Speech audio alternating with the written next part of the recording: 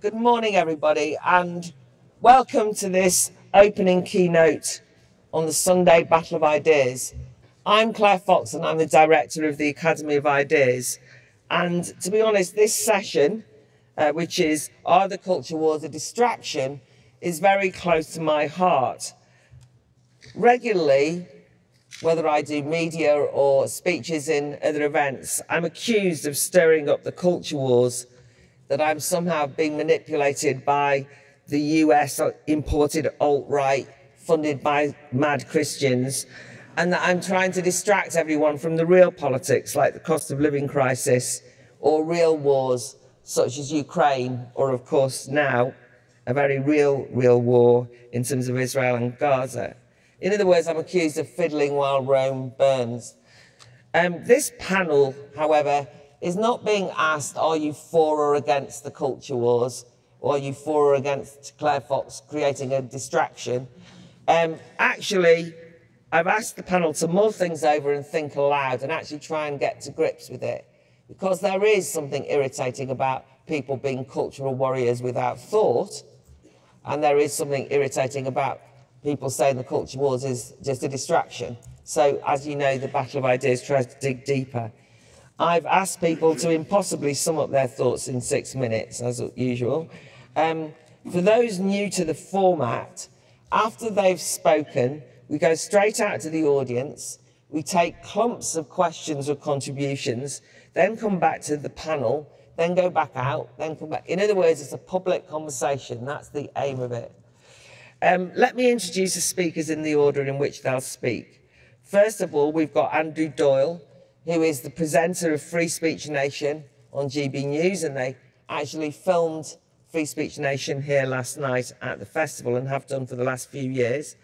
Andrew is a comedian, he's a writer, he's the author of 2 must-read books, in my opinion, The New Puritans, How the Religion of Social Justice Captured the Western World, and also a primer, I think, in free speech, which is Free Speech and Why It Matters, which is well worth buying for any of your friends who think it doesn't matter. So it's great to have you here, Andrew. We've also got Lord Macdonald. Ken Macdonald sits in the House of Lords. He's a crossbench peer, sits opposite me. He just pointed out we sometimes vote in the same way, we sometimes don't. He's a barrister at the Matrix Chambers, which he founded. There's too much to say about his eminent career, and you can see the details on the website.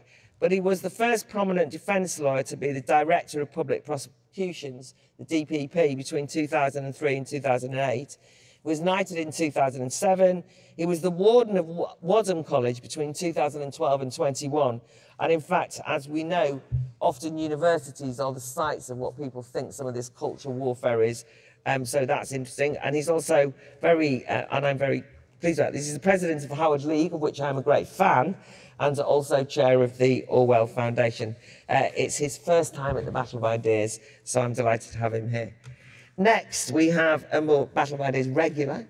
Aaqil Ahmed is Professor of Media at the University of Bolton, Director of Amplify Consulting Ltd, which specialises in TV and digital media production and producing festivals.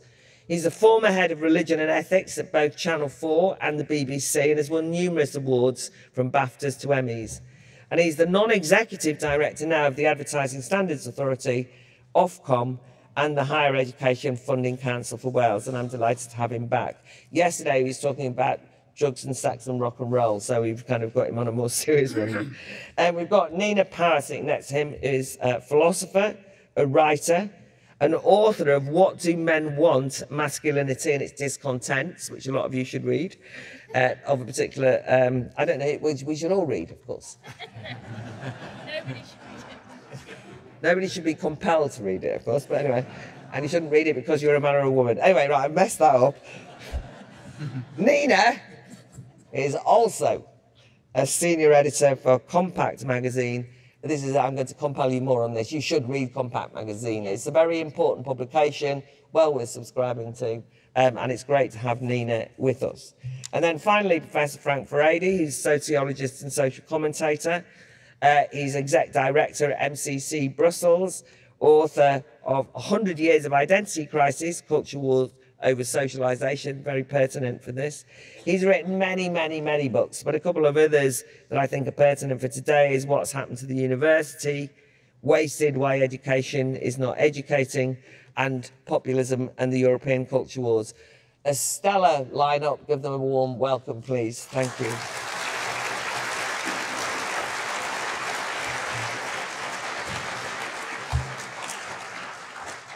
So, Andrew, your 6 minutes start now. So in 1859, the Franco-Austrian War was raging. Over 20,000 people died. And at precisely the same time, John Stuart Mill published a book called On Liberty. So why did he bother? Was he not concerned about the war, all those needless deaths? No, apparently he was wasting his time defending the concept of human liberty and identifying what he called the age-old struggle between liberty and authority. And George Orwell was concerned about this struggle as well. He wrote a letter to Malcolm Muggeridge in 1948, where he said, the real division is not between conservatives and revolutionaries, but between authoritarians and libertarians.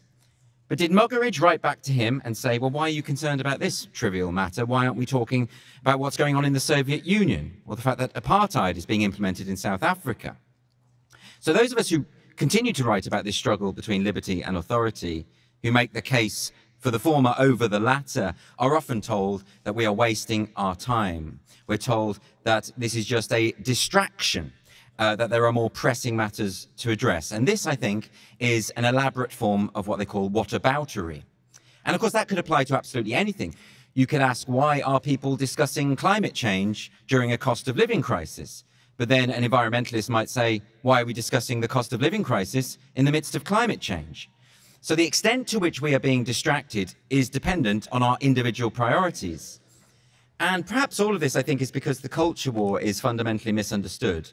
Ultimately, the culture war is a continuation of the arguments presented by Mill, by Orwell and the like. It is a battle against authoritarians who would like to deprive us of our liberty.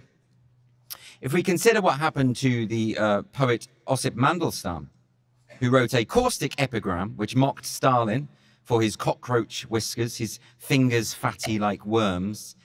And just by writing those two stanzas, he sealed his fate. He was exiled. After years of desperately trying to curry Stalin's favor, was sentenced to 5 years in a corrective labor camp for anti-Soviet activity, died of malnutrition in the first year of his incarceration, and buried in an unmarked grave. And you might think, well, that doesn't matter. Well, thousands were dying, and the fate of one satirist is a distraction. And besides, you might say, we're not in that situation anymore, but think again. Even today, there are regimes across the world, such as Saudi Arabia, Thailand, Morocco, Cambodia, that have lèse-majesté laws in place to punish anyone who might denigrate the king.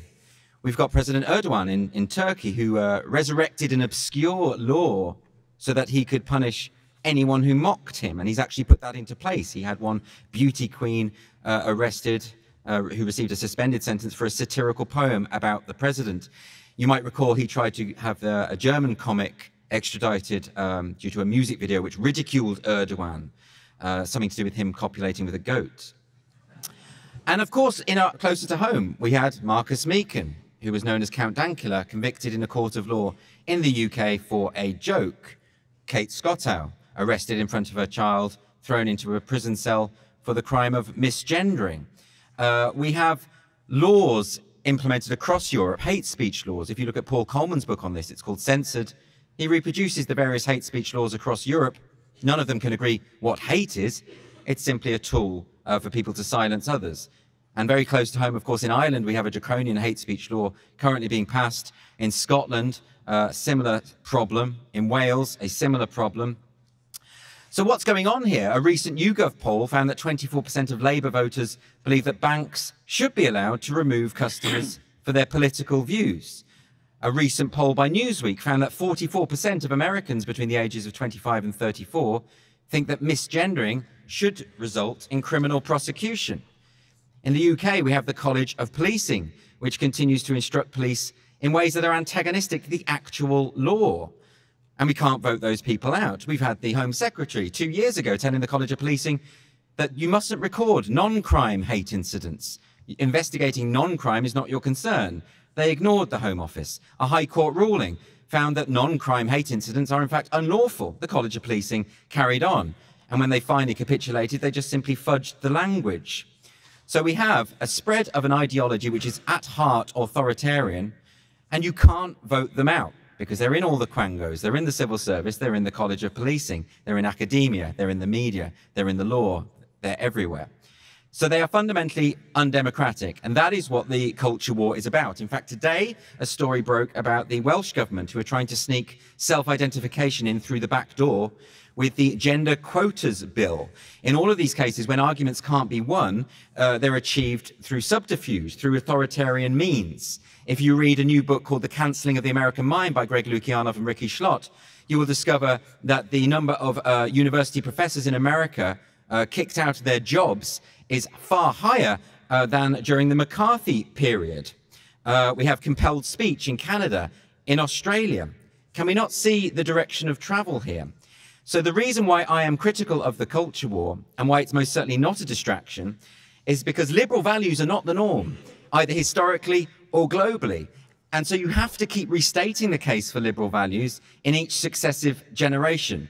And so to say that the culture war is a distraction is in itself a distraction, because it gets to the heart of what kind of society that we want to inhabit. Thank you.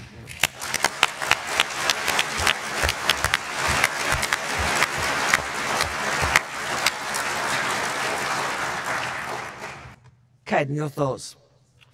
Yeah, I'm going to be very short because I think the most interesting part of this will be the conversation that we're going to have in a moment.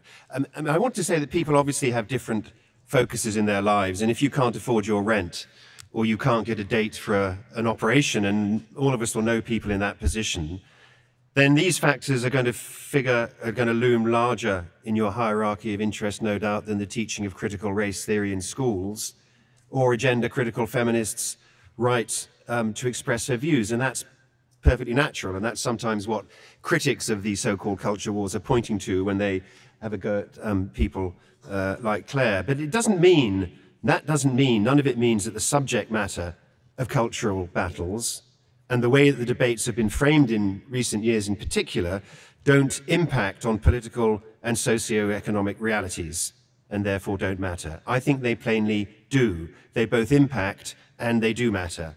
And this is partly because some of the issues in play directly impact on people's rights to organize, to speak, and the people at Sex Matters know that as well as anyone, to access education, and even to work. All of these factors have both political and socio-economic impacts. These are not simply arcane debates. They're having real-world effects. As a very simple example, the narrowing of the space for public discourse, which I would argue is taking place, and an increasingly authoritarian approach towards the policing of that space will inevitably limit the exchange of ideas and, if it's successful, result in less vibrant political speech. And perhaps that's one of the intentions. Now this, if it occurred, and I think it is occurring, has obvious implications for the formation of political movements which have been so important, so critical to the driving of progress over the centuries. Free speech is not, as we are increasingly told, and I first heard this view expressed by the dean of an Ivy League law school in Oxford in 2015, free speech is not a tool of oppression. Free speech is not the means by which the ruling class keep oppressed classes under control. It matters to remember history and to recognize that free speech is the opposite. It's a tool of liberation.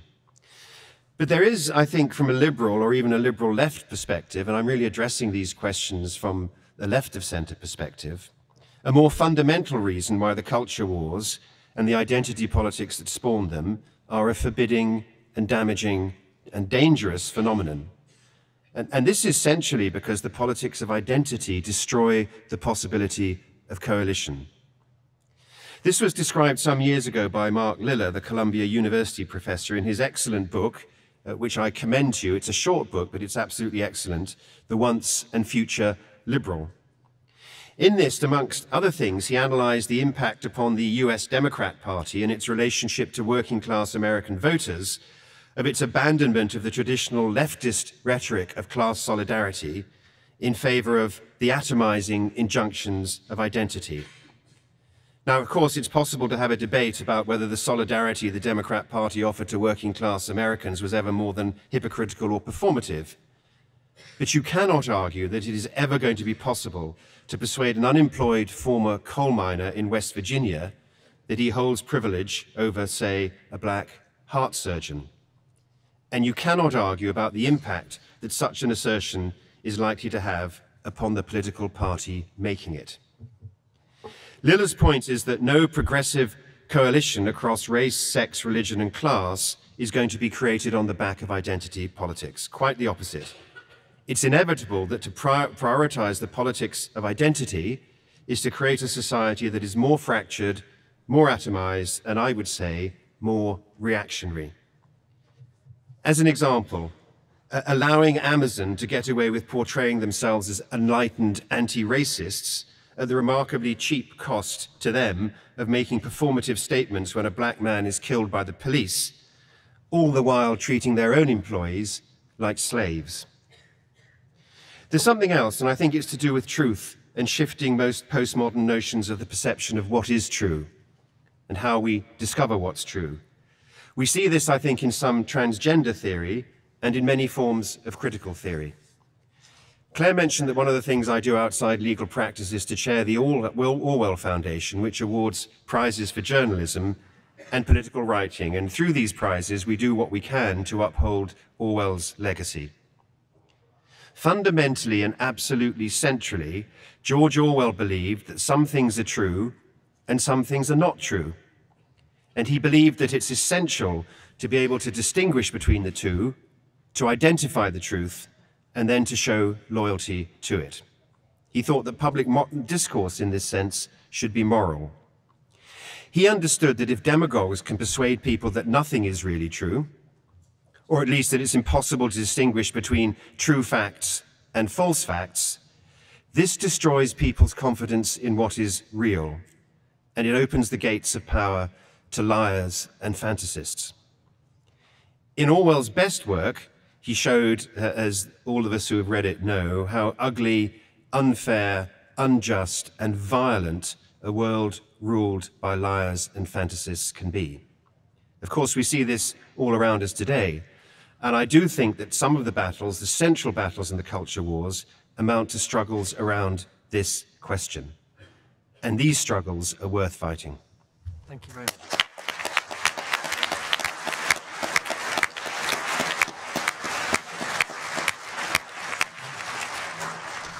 Thanks, Ken. I think that was very useful reflection. Aaqil, your thoughts? So are they a distraction? Yes and no. They're a distraction in the sense that they're not a distraction in the sense, as Andrew pointed out, but actually that people feel very strongly. So that's not a distraction. You're allowed to have difference. You're allowed to have an opinion. You're allowed to disagree with the direction of travel.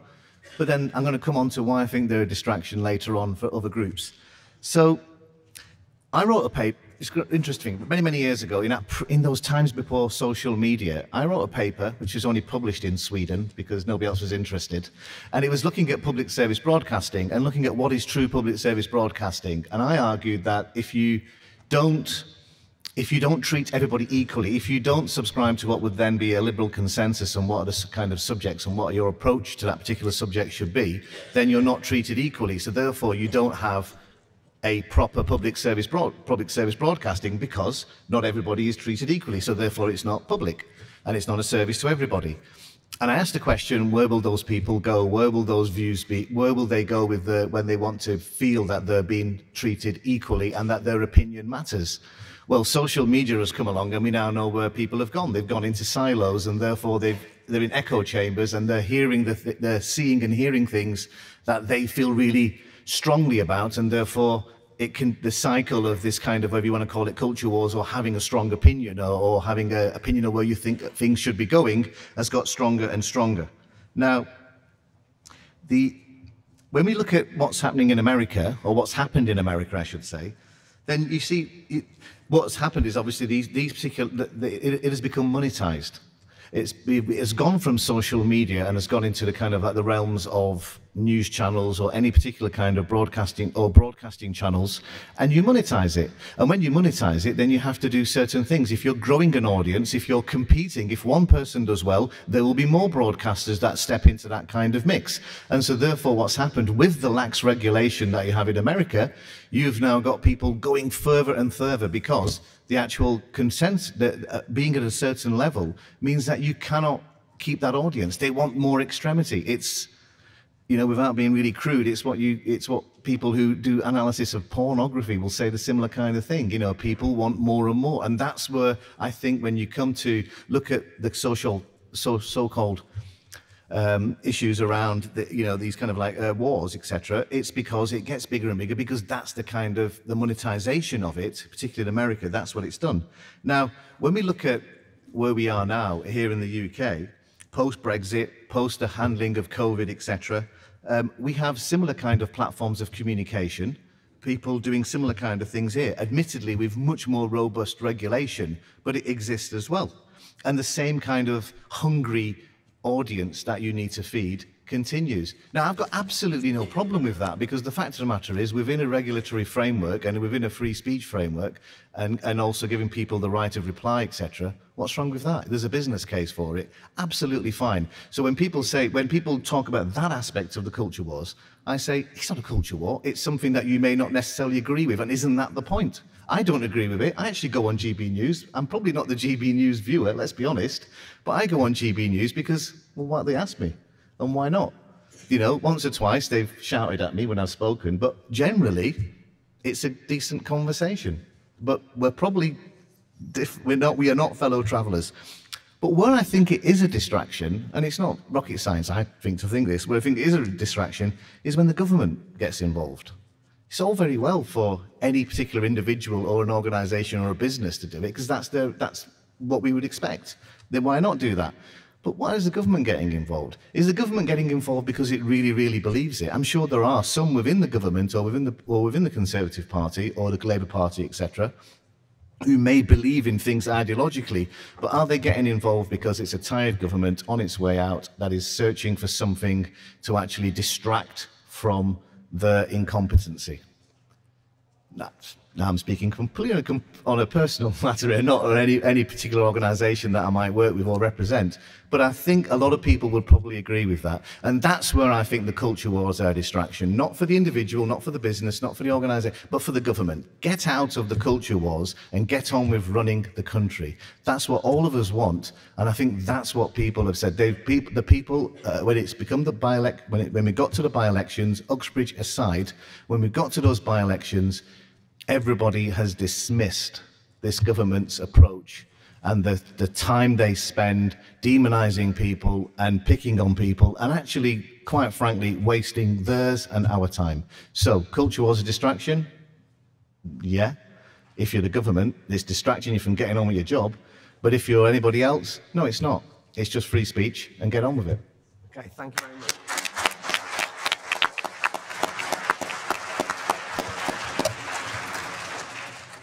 Thank you, Aaqil. I think that's an important thing for us to reflect on, because there is people who say that there's a cynical use of the culture wars, and I think it would be disingenuous for me to pretend that's not true, because it is true, whether it's government or not, but you see it all the time, people ratcheting it up and so on. So that's something we can come back to. Okay, fine. Nina, your thoughts?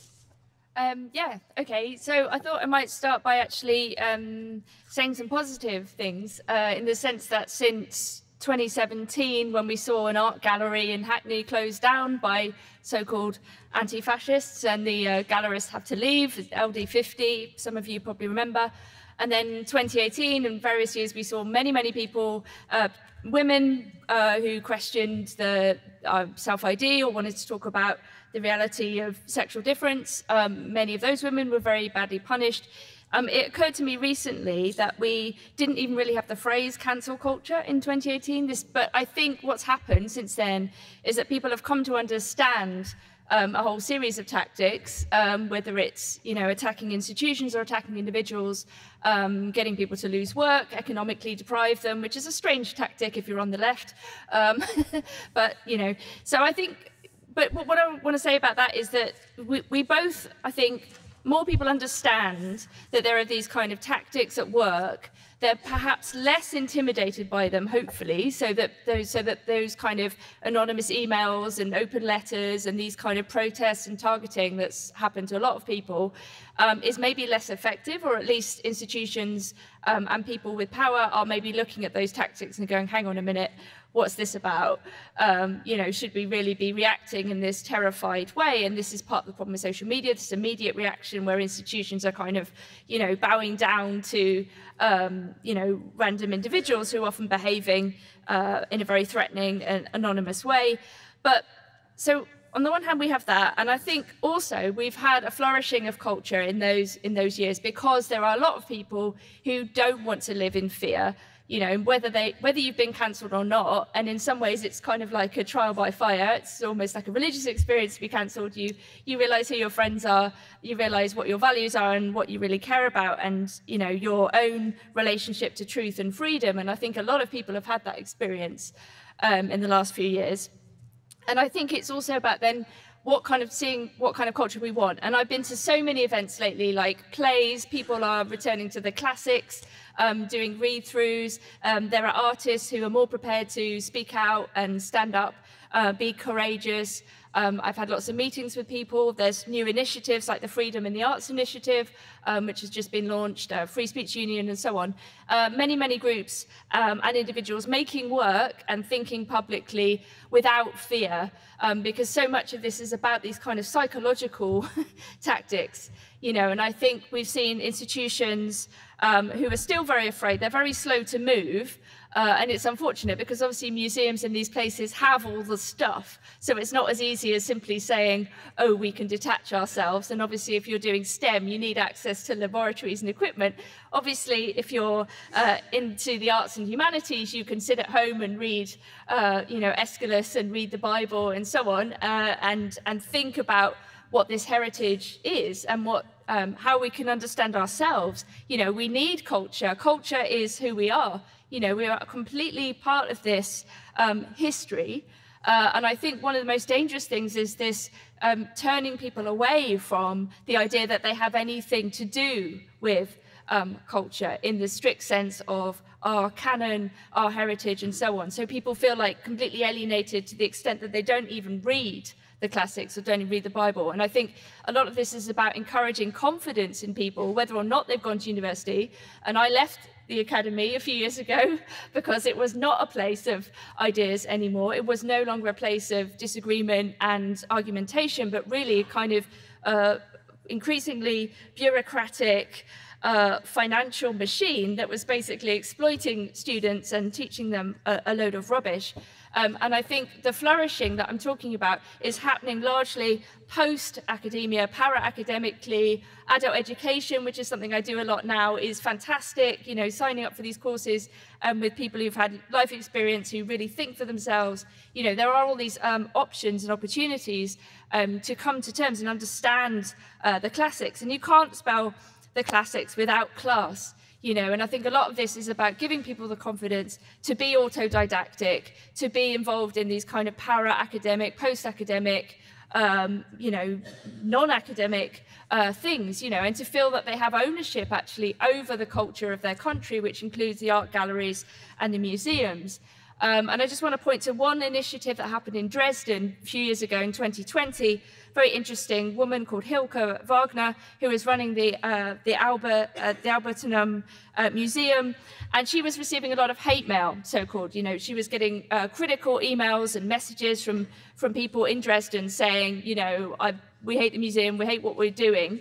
And rather than complain and make herself out to be a victim, she put on this event called We Need to Talk. And she invited all of the people who'd sent her emails and hostile letters to come and speak about what they wanted, anything they wanted to speak about. A lot of them were supporters of the ADF. They were nationalists. They were interested in a different image of Germany.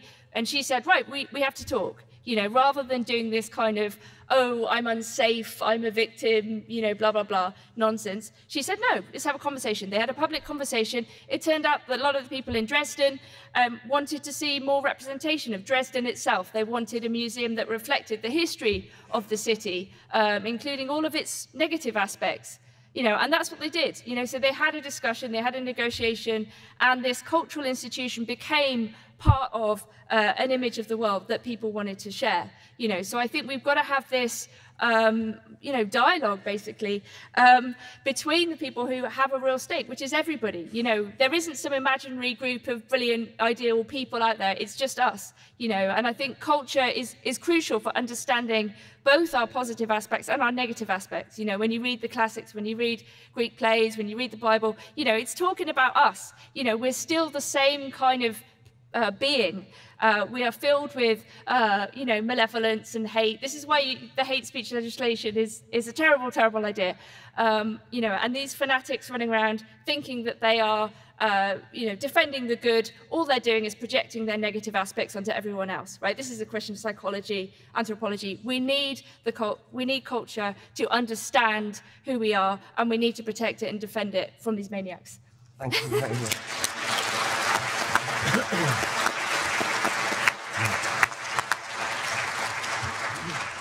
It's nice to have a bit of positivity and a real cri de coeur there. Thank you very much, Nina.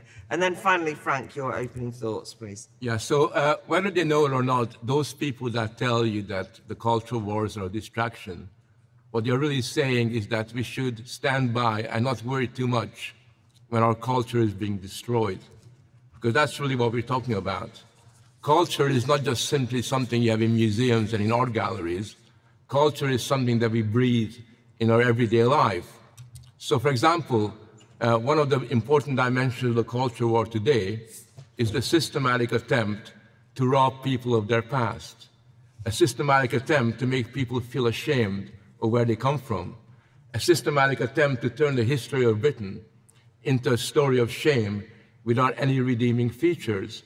And when that's done systematically, not just in relation to the British past, when the whole of the Western past is downgraded, and every single episode that used to be a source of inspiration, such as the fantastic philosophy of the Greeks, the Renaissance, the Enlightenment, when they're told that they are expressions of white supremacy, when we racialize them, and we talk about how the Greeks spent all of their time oppressing women and slaving people throughout the world, and not a word about their philosophy, not a word about all the great things that they've done, what they are really doing is they're robbing us of our past. And if they succeed in robbing us of our past, that basically means that we simply have no idea where we're going towards the future. We lose our way. We become disoriented about where we should be going. What is culture? Take, for example, the question of language. Now, language is an intricate, profoundly important dimension of culture. Have you noticed how many words that I grew up with or you grew up with are now deemed to be no longer appropriate? The number of words that are being denounced as problematic. When, for example, you're getting guidelines issued with monotonous regularity that say you shouldn't use the word female, because suddenly this word that's been around since the 12th century, an old medieval English word, suddenly the word female is no longer acceptable because it gives a connotation of biological differences between men and women. And when you look at all the words that children are told not to use anymore, what are they doing? They're robbing us of our culture. And when they basically take away our language and tell us that these words cannot be used anymore, we need a new vocabulary, what they are really creating is a sense of social amnesia, because it is through language that we, in a sense, have an organic relationship to what has gone on beforehand. It's through language that connections are made.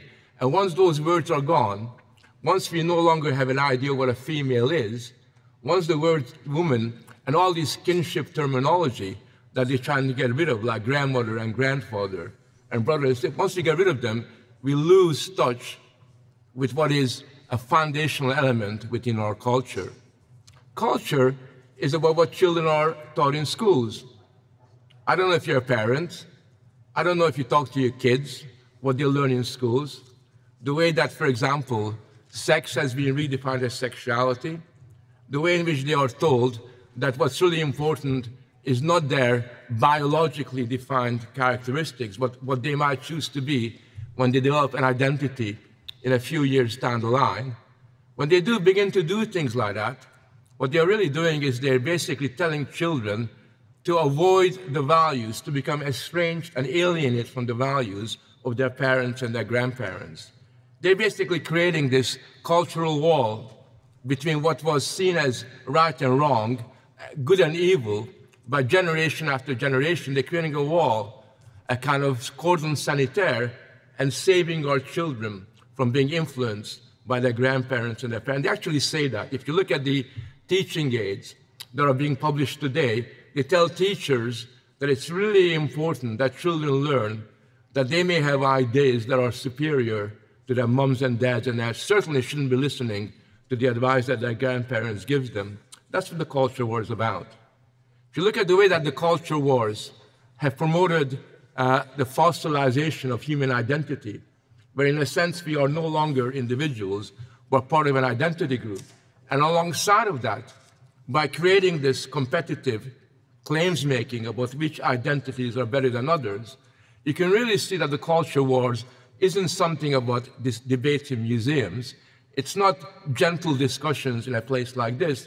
They really lead to conflict, and bloody conflict. You cannot understand the war that's going on in the Middle East at the moment.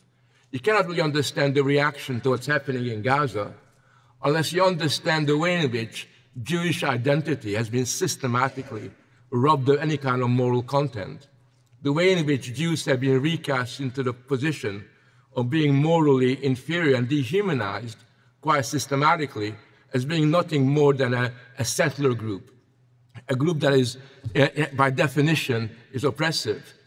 Last night after I left this conference, I walked back to the hotel, and I was walking with my wife, and there's a bagel shop in one of the marketplaces, and in front of the bagel shop, there's a sign that said, "Blood on your hand, blood on your hands." My wife ripped it off. Thankfully, she's got enough energy for that. I didn't. And as she ripped it off, she said, "Do you know, these people have never heard of Kristallnacht. These people have never heard of what happened to Jewish shops back in the 1930s.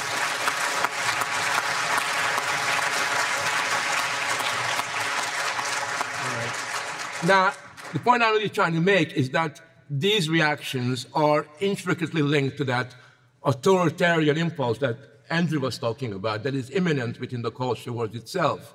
And therefore, it seems to me that the very idea that a culture is a distraction simply means appeasement. It means appeasing the people who want to take our cultural legacy away. And there's one more important point here.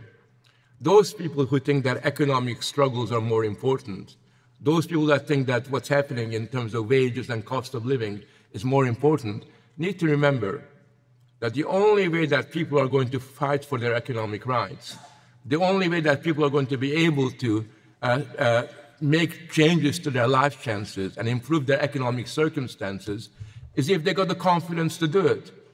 And if your culture has been taken away from you, if the community to which you belong has been pathologized, if solidarity with your fellow people living in Britain has been weakened and undermined, how can you have the confidence?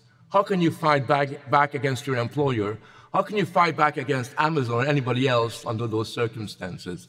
Thank you.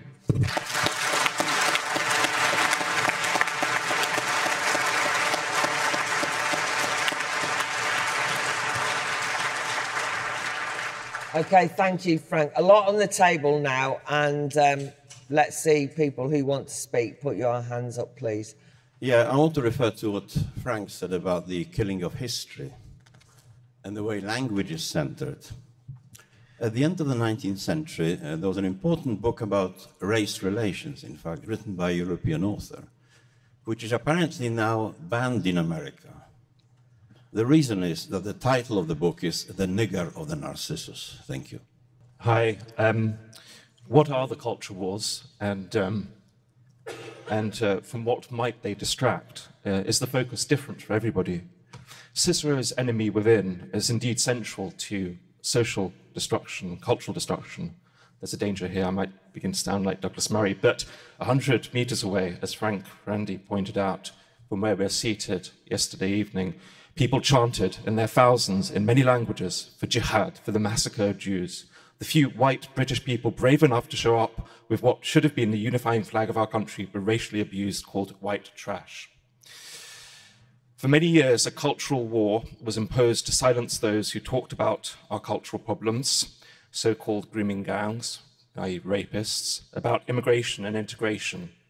That might not be what some want to discuss here, Frank Furedi accepted perhaps, but outside of our ivory tower here, the survival of our civilization is the culture war that we need to discuss. Hi. Is the cultural war a symptom of something else? I mean, if I look at the causal path, it's a response to authoritarianism coming from the state, which is a response of what? Maybe a decline of the Western world and our liberal democracy in terms of the role that we have in the world, in terms of how the global economy also is developing. And this maybe is also something where we should focus, where we are going as a liberal democracy and how we are in decline, and it's just at the West. Yeah, just a couple of anecdotes, if anything. I live in Brighton, and firstly, thanks to Andrew for coming down a couple of years ago with Titania to lighten the mood. And my daughter, she's a working class girl. She probably would think that Cicero is an Italian restaurant. But she's recently had a daughter, my lovely granddaughter, and she is talking about leaving Brighton. She cannot face the prospect of sending her daughter to a school with the ideology, the poisonous ideology, that will, as Frank said, it will try and separate her from her daughter, it will separate her from her friends. So really it's a question of what can we do? And another little anecdote, a school that one of my sons went to in Brighton, a couple of weeks ago, they were flying the Black Lives Matter flag from the flagpole at the school, which I pointed out to them was possibly distasteful, that any Jewish kids that would go to the school would have to walk through that flag of hate that was being promoted by the school. They took the flag down, so I'm going to take credit for that, for them taking it down. So sort of the question is, what do us working class people do to fight the culture war that we don't see it as museums and galleries? We see it as a definite, as Frank said, an attack on us as people. I've got a question for Frank. You said that it is true that the Enlightenment is a history of scientific rationalism, liberalism. It is also the history of slavery, colonialism, and racial classification. Now, that's not an expression of identity politics, it's a matter of historical record. So what's your solution to tackle what you see as an assault on British heritage other than censorship? Okay, thank you. I think, by the way, that's an important question, because the facts of history are not always convenient to one's political outlook, and so we have to take that into consideration. Just a question to Aaqil about what's his model of the public when he talks about public service broadcasting, because it came across as if you see it as an amalgamation of different voices wishing to have different representations, whereas an alternative model would be to say we aspire to a universalist notion whereby people transcend beyond the immediacy and specificity of their identities to something that we share in common as humans. And it comes across to me as if your model of the public would be just as divisive and lead to just as many silos as the social media one. Let me start with you, Andrew. Pick anything up. I'm just going to dot around the panel. But yeah. Well, there's an awful lot there. I think and you can't deal with it all. No, I can't. Yeah. I wouldn't attempt to. But one of the things I want to clarify is what precisely we mean by the culture war, I suppose. And I was interested in Professor Ahmed making the point about the government should stay out of the culture war. Just for my own clarity, Can you give me an example of what you mean when the government are involved with the cultural? Because I'm not sure I understand what is meant there. Because for me, the problem is that the government hasn't been involved in the culture war and has been actually an active agent in it. All of the worst excesses of the culture have been presided over by the current Tory government. It may well get worse under Labour. I've no doubt it probably will. But if you think about it, a number of years ago, we saw Kemi Badenoch standing up in Parliament talking about how the teaching of critical race theory in schools is illegal, but it's still happening. Brighton School Council introduced their anti-racist school strategy, which is straight out of the CRT template. They've introduced the Police Crime and Sentencing Bill, which is an authoritarian assault on peaceful protest. They've just passed the Online Safety Bill, which even uses the lexicon of critical social justice, the word safety. They were talking about legal but harmful speech. So far from, I know that the Tories sometimes talk about their war on woke, but they are actually agents of the culture war themselves. So I think we need to clarify here what we mean by it. And just to the point of the lady's point about, is it a response to something? Is the culture war? And I don't know the answer to that. Is it to do with the decline of religion in society? Is it to do with the rise of social media? I think we could endlessly speculate about that. We can trace where the origins of the philosophy have come from. Insofar as far as I can see, it's a kind of combination of the postmodernist idea that our entire understanding of reality is constructed through language, combined with with elements of the Frankfurt School and a disdain for the public and a need to awaken critical consciousness. So you can trace all of that. But as to where it's come from, I don't think that matters. I think it's almost that throughout history, some bad ideas take hold and become fashionable. And at the moment, we're living in this world where there is a monomania relating to group identity that is combined with a belief that we need to control the words that people say and the words and the things that people think, and also to revise history in accordance with that ideology. So I think some clarity about what we mean by the culture war would be really helpful for all of these questions. Okay, thank you. Well, let me come to you, Aaqil, next. I'm just dotting around. I'll take it all. Yeah, no, I actually understand exactly the question that was put to me over there. I mean, actually, the point I suppose I was making was not that actually I have a particular model that I think we should have. It was actually more about if you have a situation where you're told that there is only one particular viewpoint, and that's the viewpoint that everybody has to subscribe to get onto television or radio, etc., then if you don't have that viewpoint, then where do you go? And is your voice as equal? And I think that actually that is what makes people really angry and then can take you down a particular path that you may not have. I believe that if you do, I mean, it's a much larger conversation. I'm more than happy to have a chat with you afterwards rather than take it offline, rather than bore everybody with it. But there are conversations about, you know, what happens then if, for instance, the conversations, as I was writing all those years ago, I was talking about, you know, a working class white person from the north of England. I'm a working class person from the north of England, you know. If we might have a different interpretation of issues around diversity than, say, a southern, privately educated Asian person in the UK. They may not understand some of the implications of what diversity means, but somebody else will. But actually that person, because they may hold views which are alien to that kind of consensus of what is public service broadcasting, is therefore not given equal weighting. And I think it's that equal weighting rather than deciding that everybody, rather than trying to find a kind of common voice, because that's the whole point. There is no common voice. Some of us have very different opinions on what we think about particular kind of subjects. And actually sometimes you can step into that kind of territory, which makes it very difficult. And that's what I was talking about with regards to the government or etc. is, you know, right now, you know, getting fixated about certain little things like pronouns and all this kind of stuff, it's irrelevant for the government to be involved in that. I take Andrew's point. I understand exactly what he's saying.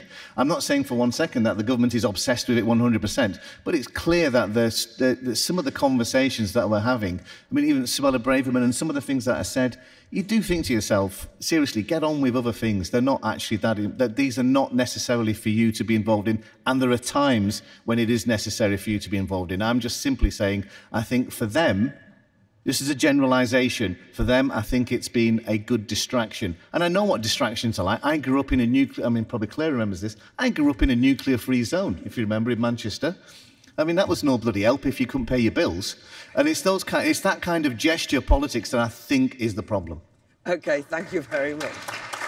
Oh, what was I doing? Right, Ken.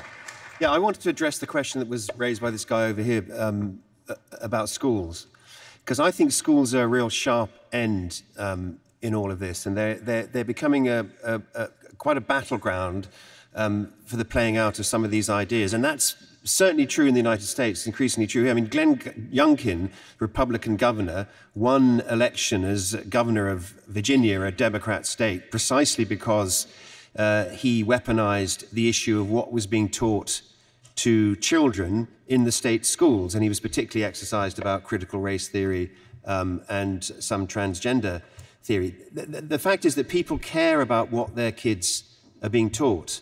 And they don't like being told by the government that it's none of their business what their kids are taught, which until comparatively recently was the position of the government here. Now, this is not so critical when you're talking about maths or science or engineering or French, for example, but it is important when you're teaching children who they are, what their relationship to their society is, and what their relationship to their fellow pupils should be. People care that those messages chime with their own feelings about what society is, about how groups should interact, and the sort of morality that their children should be imbibing at school. And people don't like being told that this is none of their business. So there's been recently a struggle with the government to persuade them that people in England and Wales, I don't know about Scotland, are entitled to know the content of sex education in schools. And we had a battle in the House of Lords about this. A small group of us were engaging with the ministers and saying, you've got to allow parents to understand what their kids are being taught. Now, I have some direct personal experience of this and a personal sense of shock at some things that young people were telling me they were being taught at school that I didn't think were true, that I thought were wrong, and that I thought were destructive. And the schools were saying, these lessons are all provided by outside providers, and the outside providers are saying this is a question of commercial confidentiality. You can't share with the parents what we're teaching their children. The government seemed to think that was fine. We didn't think it was fine. And there's been a court case around this, which was progressing nicely, and the government recently have caved, and I understand they made an announcement last week saying that, you know, forget this wonderful excuse around commercial confidentiality. I mean, what an insult. What an insult to run an argument like that. And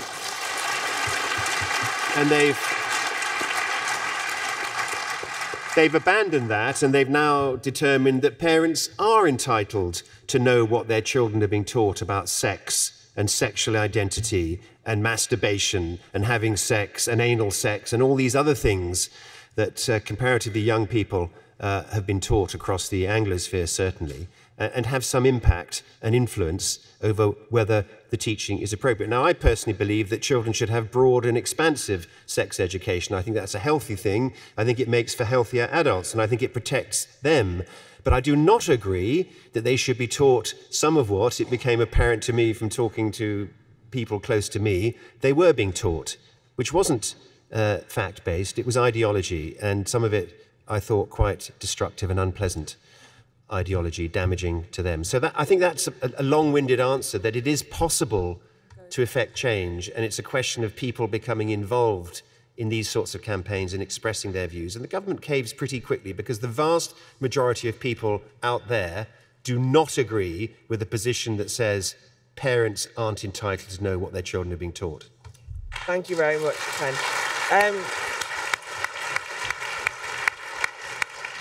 I'll come to you next, Frank, but I wanted to just sort of just pick up one word you used was weaponized about America, and I suppose sometimes it feels... I didn't mean that pejoratively in that context. No, but sometimes it's used in that pejorative way. You know, that one of the things that I've discovered from talking to parents who've got involved in this, you know, express concerns, and I first came across it when parents and teachers were contacting me while we were in lockdown, during the Black Lives Matters moment, where what happened was that the teachers or the head teachers panicked and thought we better get somebody in, and they'd get someone in to teach anti-racism, and then and basically they were teaching the kids the most divisive things that you could possibly do. And the teachers didn't have a say. It was that third-party provider. Anyway, when I started, I wrote a few things and talked to some other people, and I was accused of weaponizing the murder of George Floyd to stir up a culture war and to demonize teachers and all the rest of it, right? And I thought, it's not, so sometimes it doesn't feel that easy to just speak out, because precisely you're accused of stirring things up. Sure. And I'm not talking about myself, I'm talking about the parents and the teachers themselves, who actually then, as one teacher said to me, I raised it in the classroom, I was accused of racism, and the head teacher sent me on unconscious bias training. So, I see the point. Take that point. Anyway, Frank, sorry. Yeah, well, just to carry on about that, I'm totally against what they call sexuality education, because it's not sex education in the way that you might have learned about it when you were a kid. It's not about making babies or about what you do, sort of the techniques and the mechanics of it. Sexuality education is about identity. It's really about teaching you, what kind of identities are available for you to purchase.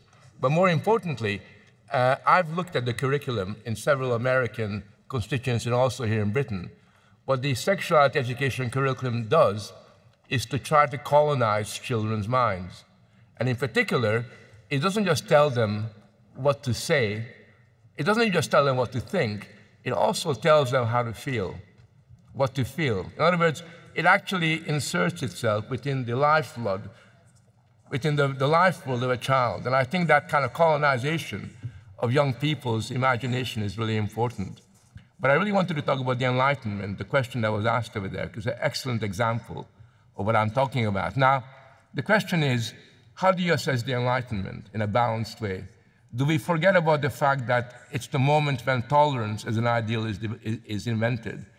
Do we forget about the fact that the Enlightenment gives freedom an unprecedented degree of latitude? Do we forget about the fact that the Enlightenment provided universalism with this new secular content? Do we forget about the fact that in the Enlightenment, reasoning and rationality was given a tremendous degree of authority? We can forget about it because someone like Immanuel Kant, who's the father of the Enlightenment, in 4 places used words that today are not acceptable, racial words, which at the time were entirely normal. Do we basically judge Immanuel Kant's language?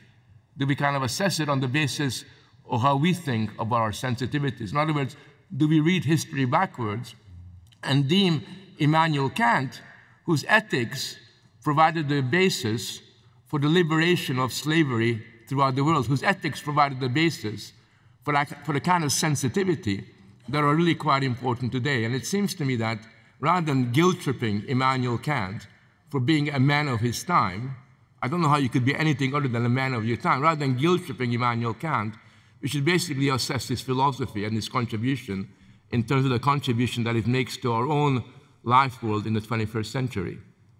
Okay, thank you. I'm sure that there's more to that question that you want to delve into. There isn't. The final keynote is on yes, because you were talking about scientific racial thinking being born at that time as well. But anyway, final session on the Enlightenment. Good, come along. Right, anyway, Nina.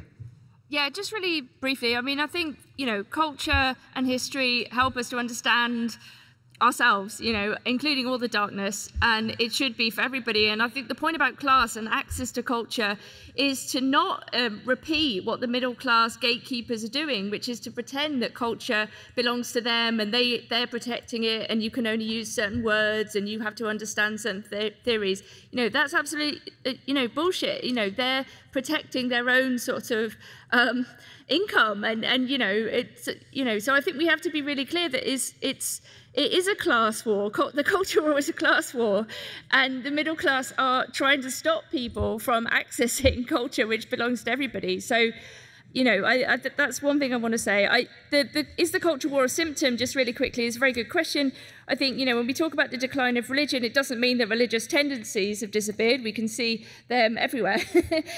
Fanaticism and cult-like thinking is a kind of it's a tendency in humanity, again, something that culture helps us to understand.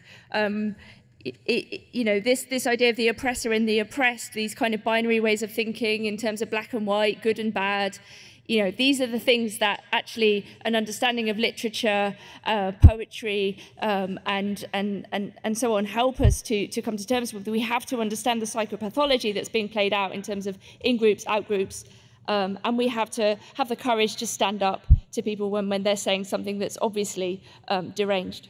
Okay, thank you very much. So I've got the clump here. Very simply, I think we need more referendums to find out what people up and down the country really think about these things. Thank you. More what? Referendum. A referendum.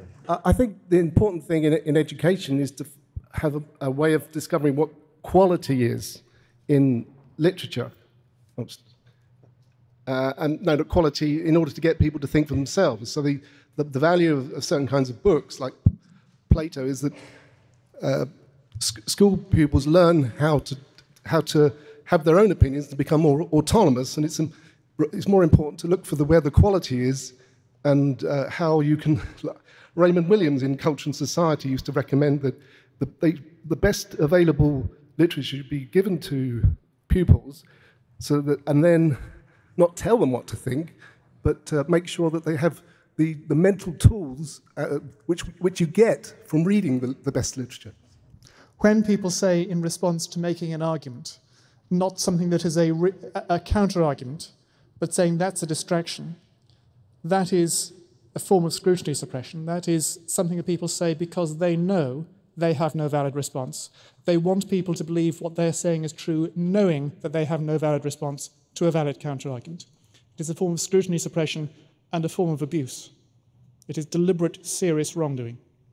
Hannah Arendt defined culture as things that were meant to last as opposed to things that were just destroyed via the life process of what we do in throughout our lives, like consuming things like food and so on.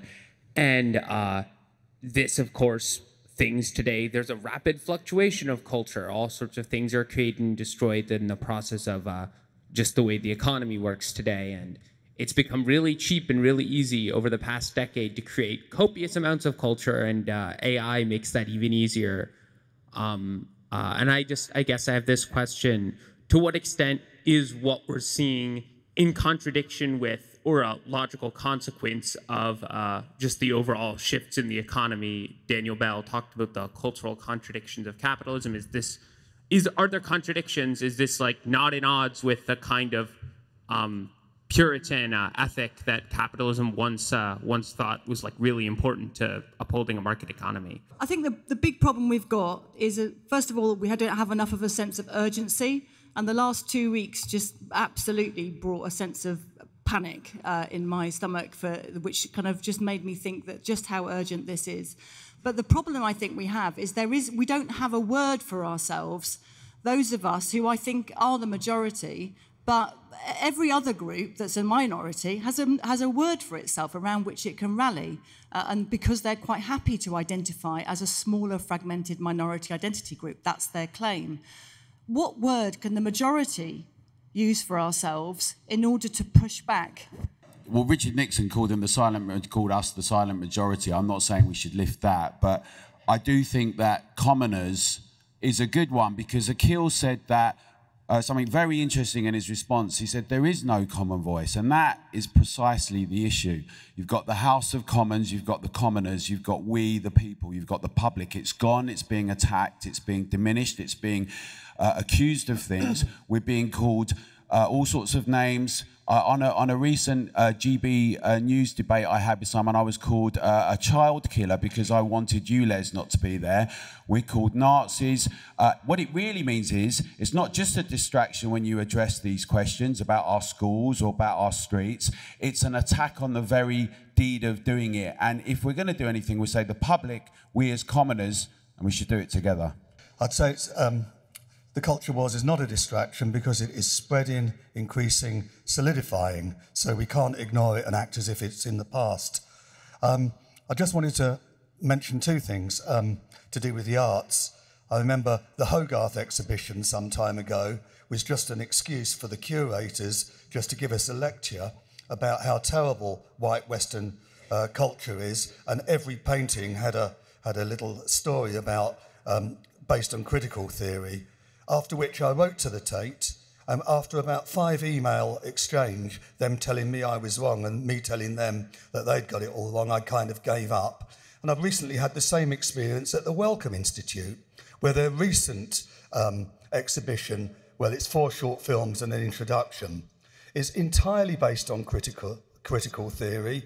It's a whole load of straw men and, I suppose, personal point of viewism as opposed to scientific fact. So the Wellcome Institute, in their last 2 exhibitions, have absolutely abandoned science for critical theory, and it's incredible.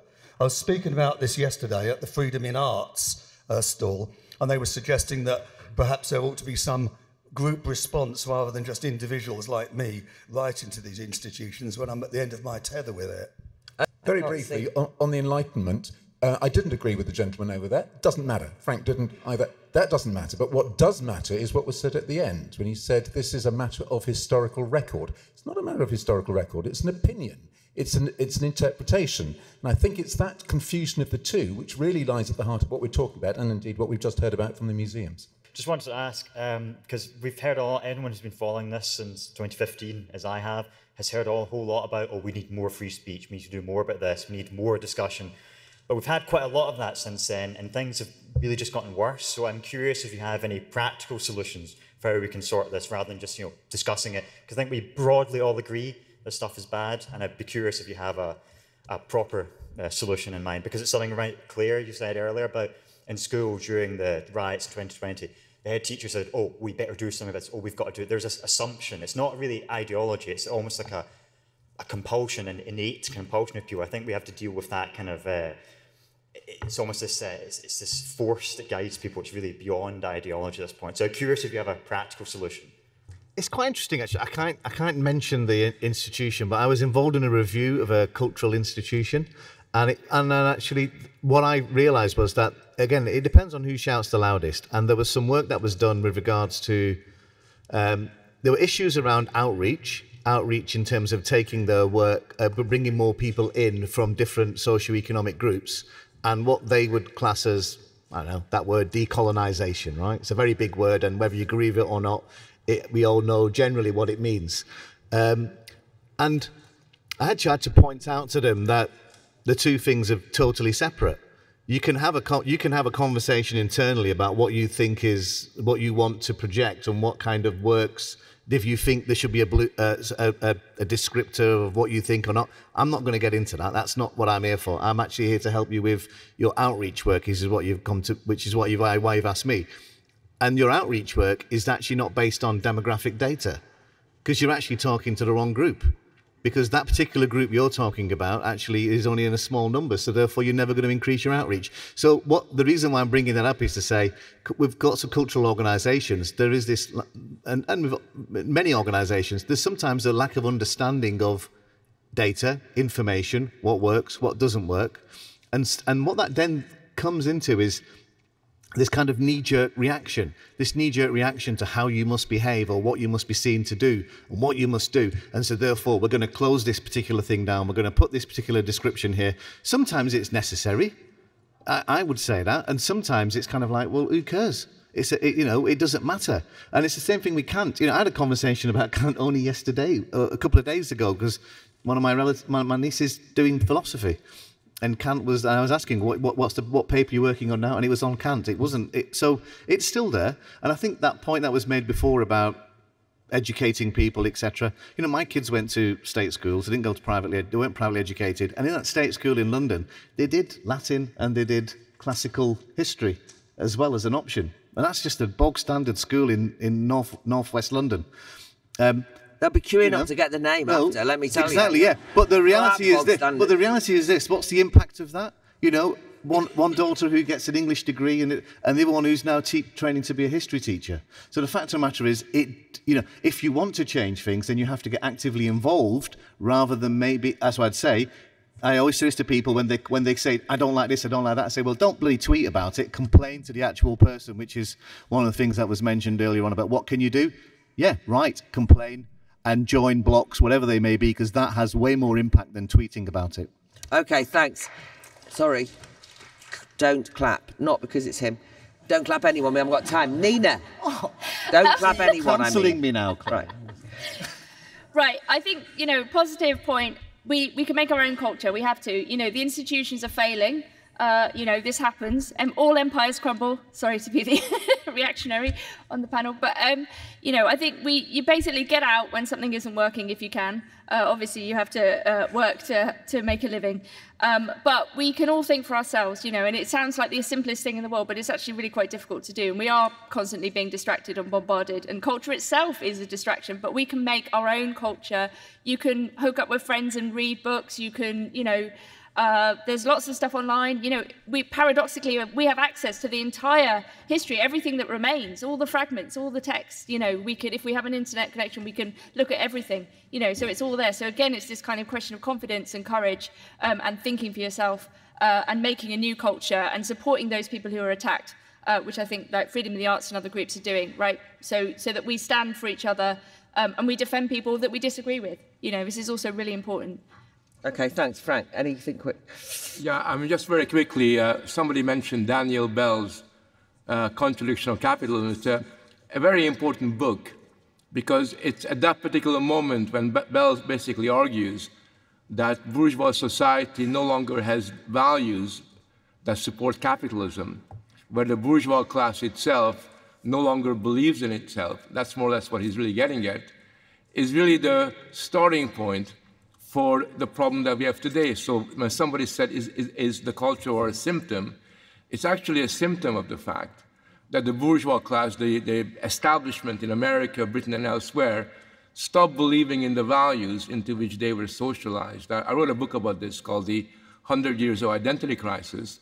And if you look at every generation of the British establishment, they become more and more distant from their own culture, and it's their confusion. It's their own inner confusion about what they stand for that creates the dynamic that actually drives all the dissonance and all the disorientation that exists within the domain of cultures. That's why it is always from the top.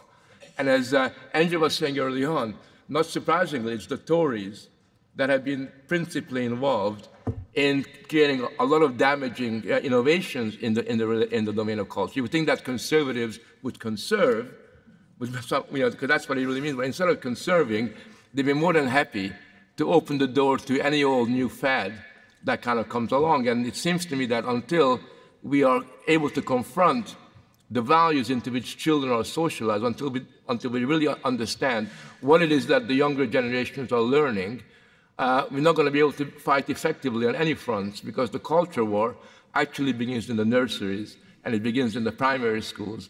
And that's really where it's going to be lost or won. Andrew? The gentleman mentioned the problem with museums putting up placards to basically berate you or talk about how evil the artists are. And I want to relate that to there is something about this movement. The activists are attracted to roles when they're meant to be custodians of history, literature, and knowledge. Because they can revise history, and we find it very funny. You know, you saw the Mary Rose exhibition recently. They put an article online queering various artifacts from the Mary Rose. I think there was a queer knit comb at one point. And that sounds silly and frivolous, but actually it's not, because if you don't stand up against it, then you are promoting an ideology that says history doesn't matter and truth doesn't matter and accuracy doesn't matter. To give a very specific example about pronouns, often people say, why does anyone care about pronouns? Just put it at the end of your email. Just start a meeting with your pronoun. Why do you care? It's a distraction. It's not a distraction, because what is that doing there? When you announce your pronouns or ask someone else to do the same, you are saying that you have to make it a declaration of religious faith. You're saying that I believe in a thing called gender identity and you should as well. And we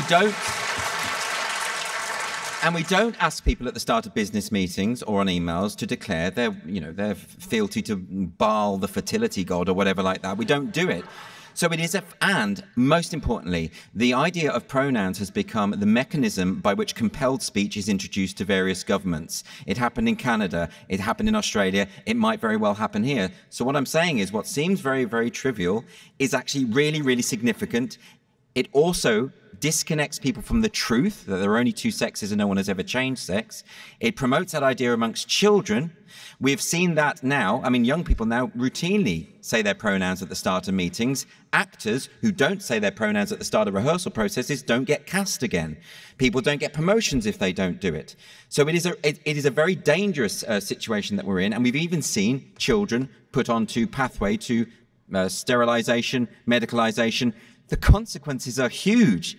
So what I'm saying is, don't be fooled by the people who say, that's trivial, just say a pronoun and it's fine, because the consequences are the mutualization and heterosexualization of gay kids and the erosion of women's single-sex spaces. Thank you very much. Don't clap, don't clap.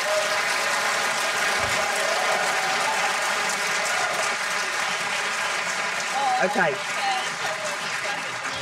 My ban on clapping didn't work, did it? Right, Ken. Yeah, well, I mean, compelled speech is as big an offence against free speech rights as banned speech. They're equally bad. In some ways, compelled speech is worse because rather than being prevented from saying something, which is a sort of negative thing, although it's awful, you're being forced to speak.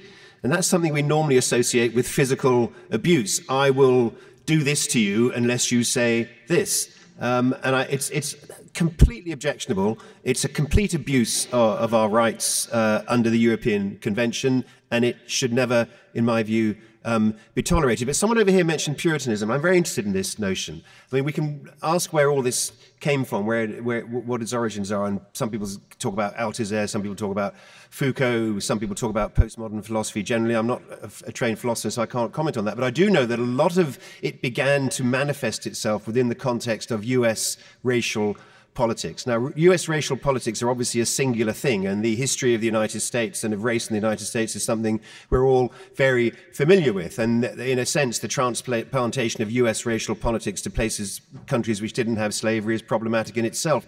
But Puritanism is a very interesting notion. And if you look at the way this has developed and the way that it's espoused by by those who support it and develop it, you have the kind of groupthink, the notion of the saved versus the unsaved, the guilt, the fervor, the hysteria, the pylons. I think it's worth reading again a book which remains bitterly contemporary, and a play which remains bitterly contemporary, which is The Crucible by Arthur Miller, which portrays with perfection so much of what we're seeing. This is a movement which is heavily influenced by some of the deepest aspects of American culture and the American story and the origins of the United States. And it's a painful perversion of some of the historical bases for that country, but it's almost religious. And I think this notion of it as a new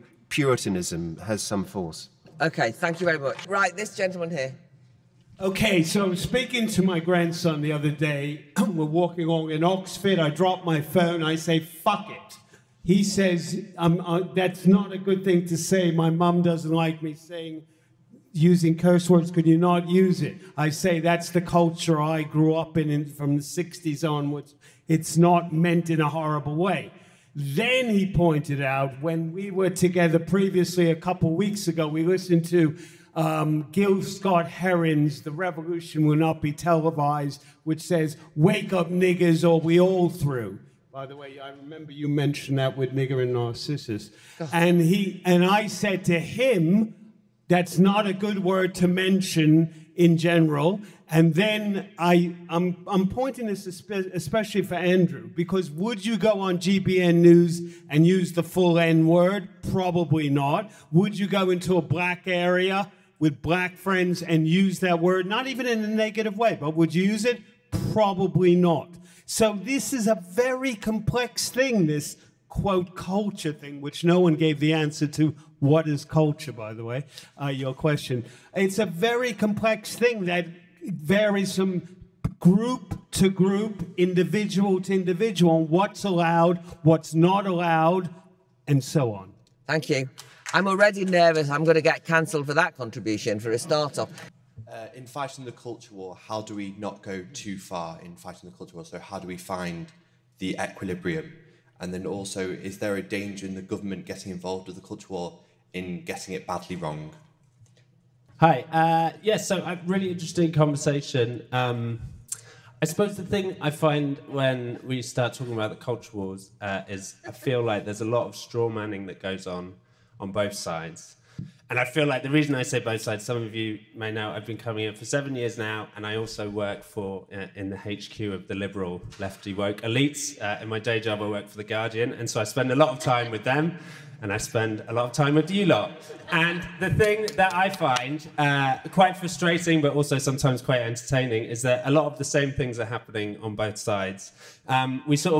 The caricatures that we create of the other side are often caricatures that I don't recognize. I'm surrounded by the wokest of the woke, I imagine. Frank, I've never heard anyone question the word female. I've never heard anyone talk about Immanuel Kant and the fact that we can't, talk about his work. I've never heard anyone talk about Greek philosophers. And so, obviously there are extreme people who are going to believe those things. But I think to the point about we've been talking about this for ages, nothing's happening. I think part of the problem is that we're creating these sort of extreme caricatures of the other side. And actually, the majority of people, at least in my experience, exist somewhere in the middle. And they think, perhaps we should have a conversation about the past. Not completely get rid of it, not burn the history books, but perhaps we should talk about it. And the knee-jerk reaction is to go, oh, you want to get rid of the past? And it was a very interesting exchange here. I thought it was a very interesting point. This man here wasn't saying the Enlightenment was bad. He was merely suggesting that there are some things maybe that we should question. And your reaction was to talk about Immanuel Kant and why the Enlightenment was brilliant. And so it's like, no one was talking about that. And I think that's the thing. There's this sort of... Just all I'm saying is I think there's a triggering that's happening on both sides. And I think if we want to try and move on from this and talk about the culture wars, we need to think about those people who are not in those extreme poles. And I think that's something that sometimes is lacking. Okay, thank you very much.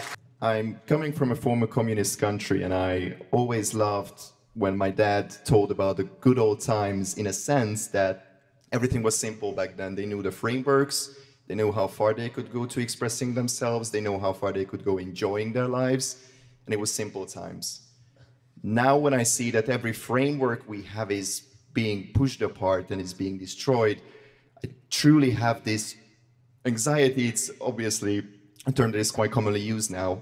But what I truly feel is that we lack frameworks. And my question would be is, first, I'd love to hear what the panelists have to say about the meanings and values the West can coherently and consistently promote to people, and what has the Western culture to offer for the demographically, ideologically changing Europe, for example, when we are debating what a man and a woman is and what a value really is. I just wanted to say very much that it's extremely important for the government to get involved in some of these issues. Anybody who thinks that they didn't need to should have been at the LGBT Alliance conference on Friday when we heard the most terrible accounts of teachers who are in despair not having government guidance. We heard from a teacher who was completely traumatized because he had a girl outside his classroom at one point cutting herself and saying that only if he used the right pronouns would she stop cutting herself. Teachers are not qualified to make these decisions. They are not qualified to deal with these circumstances. They need government guidance, and these children need proper mental health care. Right, okay. Mr. Ahmed, you say that the culture wars are a distraction for government, but I think that means you either misunderstand the nature of politics or the nature of the culture wars, or both. Hannah Arendt said that the raison d'être of politics is freedom. And, it's that which I think is very important. You try doing politics in China, you'll get crushed. So authoritarianism is fundamentally opposed to politics itself. And therefore, as well, if Andrew Doyle is right that the culture wars are a fundamental attack on our freedoms, then it is a prime political issue. And I can predict something, which is that if the very people who are supposed to protect our liberty don't do anything about it, then politics will become rotten, brittle, and hollowed out, and we will see the establishment enshrined in law of the very speech code and all the other authoritarian woke nonsense which we so dislike. Okay, thank you. All well and good to look how the cultural wars are undermining the belief in the culture, but how do we prevent just looking back in a sort of reactionary way and trying to pull at the strands of ancient Greece and ancient Rome and Kant, what have you, when people no longer see it as relevant? It's something from the past. How do we prevent us just being reactionaries? Okay. And sorry, and the question is, was a loss of faith, maybe from the First and Second World War, in the idea of objective truth, turned to relativism. But relativism is a trap because everything is relative. So I'll end there. But thank you very much. First of all, there was some assumption at some point that, you know, talking about museums and galleries was some airy-fairy middle-class pursuit, which I object to. And I have to say that as a kid, going to a museum changed my life, made me interested in history. It was only in Chester, and it wasn't great, but it was a museum, right? And I kind of got a sense of what that meant. And this idea, so patronising, that you've got to kind of remove objects in case as a working class person, somebody might find it offensive, or an Asian person might be horrified. Anyway, this is an elite pursuit because they've got a low opinion of the audience, and I don't want it replicated at the Battle of Ideas generally. That's one thing. Secondly, I think there is something that's difficult about the government getting involved in culture wars when they use the culture wars in a kind of political football kind of way, because there is nothing more irritating than hearing them kind of coming out with all this where they say, oh, pronouns, what a load of nonsense, but actually won't tackle the fact that this is widespreadly used in the civil service that they run, for example. So there is a bit of political football going on, but you'd be disingenuous to say otherwise or think otherwise. And there are people, and I know them, who are culture warriors with no depth. Let's put it this way, right? They like doing it. They basically, I'm part of the anti-woke, you know, I hate those woke snowflakes. And to be honest with you, it discredits the serious nature of why the culture wars are not irrelevant, but it doesn't help when people, as it were, on that side, play with it in a kind of opportunistic fashion. I think, oh yeah, and you know, what should we do about it? One of the things we've tried to do at the Battle of Ideas is bring all these activists together and say there are people trying to do things. The New Freedom in the Arts, the Scottish Education Union, Don't Divide Us, Sex Matters has made such a huge impact on things, the LGBT Alliance. All of these people have basically done it. We need to all come together, though. That sense of urgency that somebody mentioned since what's happened on the streets in relation to Israel, I think should spur us on to not see this as an academic matter. In reverse order that they spoke in, Frank, your final sentence. Yeah, so people ask what culture is. I always tell my students that think of a pair of glasses, and it's through that pair of glasses that you see the world. So culture should be seen as a web of meaning, to which we give meaning to our experience, and that's why battles over culture are so important. I don't accept the fact that there is sort of a curse on both of our sides. So I'm not surprised that at The Guardian, they don't talk about Greece or Immanuel Kant, because that's not the kind of newspaper it is. It's a bit, but having, no, I mean, it's not. It used to be that. There was a time when The Guardian was actually had real intellectual depth and character to that. But let me tell you this, if you think for 1 minute that the word female and the banning of the word female is something I invented, look on Google and look at all the numerous organizations. Long sentence. Look at all the numerous organizations that call for that. I did not say that we cannot question the Enlightenment. You can critically question the Enlightenment. The point I was making is that the least interesting thing about the Enlightenment is the claim that it was the source of racial thinking. They make the same claim about Aristotle. Aristotle is now accused in many, many books of being the author of white racism. I mean, everybody seems to be, in the past, to be accused of that. The point I was really making is that when we look at a historical period, we look at the historical period in its own terms, rather than recycling our own concerns onto a different historical moment. Because if you do that, then we violate the principle of historical specificity, and we end up flattering ourselves by saying that we're far more enlightened than the Enlightenment people were. That's Thank you very much. Nina, okay. clap at the end. Culture is that in which humanity grows. I think of it more as like soil. It's like an organic thing, and either we thrive or we don't. And, you know, I think some things you can't both sides. I think The Guardian specifically has many female journalists who've left because they weren't allowed to speak about gender. Some things we can't both sides. We have to have a collective discussion in which we disagree, but we also have to be able to say no when people are pushing dangerous ideas that are destructive to our collective shared culture and our reality. Thank you very much. Aaqil? Well, culture means many different things to many different people, but the fact of the matter is without culture we'd be nowhere. So actually defining what it is, actually I don't define what it is, because actually there are so many different kinds, you know, depending on and also different interests. For me, I have lots and lots of different things. Football is a culture for me. The football culture that I grew up in, is that as important as something else? It may not have impacted on many other people's lives, but it made a big difference to some other people. So I would say in terms of that bigger point of culture, that's important. The culture wars, well, I think the fact of the matter is, if you don't like what I say, so what? That's the point I think that we're trying to make. We should all have a different opinion. And actually, I'm so nuanced, I got splinters on my backside, because I believe in both things. There are things that people have said on this panel and in here that I agree with, and there are things that I don't agree with. And it's ever thus and ever will be. Thank you very much.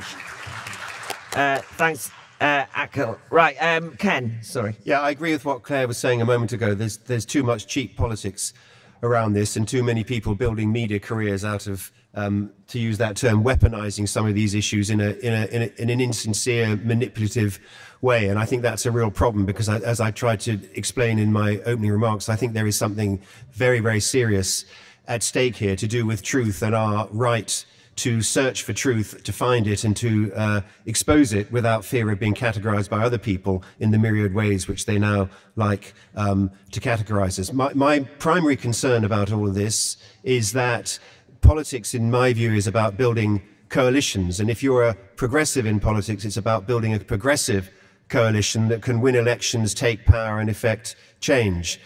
These ideologies are making that increasingly difficult. There's a slight pause in the UK with the rise of the Labour Party for reasons which we all understand, mostly seem to be to do with the Conservative Party. But in the United States, the danger of this is very, very clear.